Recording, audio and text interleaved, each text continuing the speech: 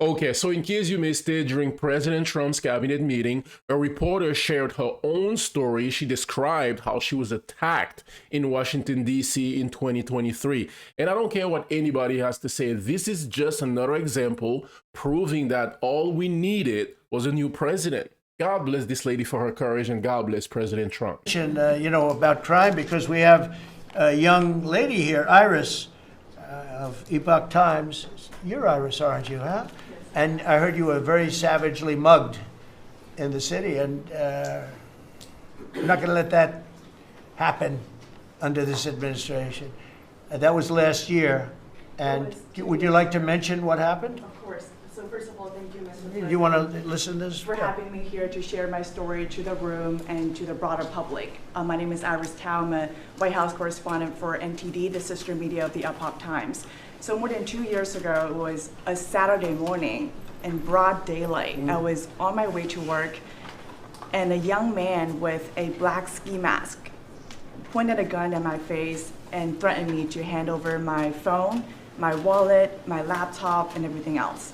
And when I refused, he used the butt of his handgun to strike me across the face, in the cheek, or what some people call pistol whip me, before running away. And that has deeply traumatized myself and my family. Ever since, I've never dared to walk in the street of DC at night, ever.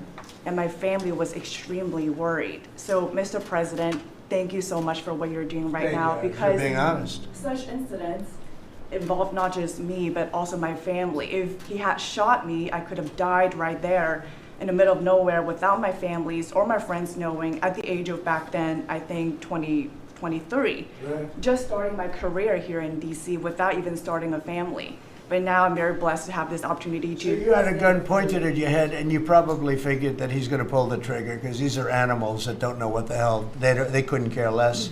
The pulling the trigger to him is a very minor event, and I'm sure he's done it before. So how did you, and you did refuse to give it, which would probably, maybe somebody would say that was not the right decision, right? Right. But you refused, but I understand that.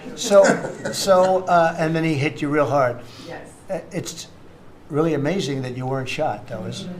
I'm very blessed, and that's why having this opportunity to stand here to share my story today.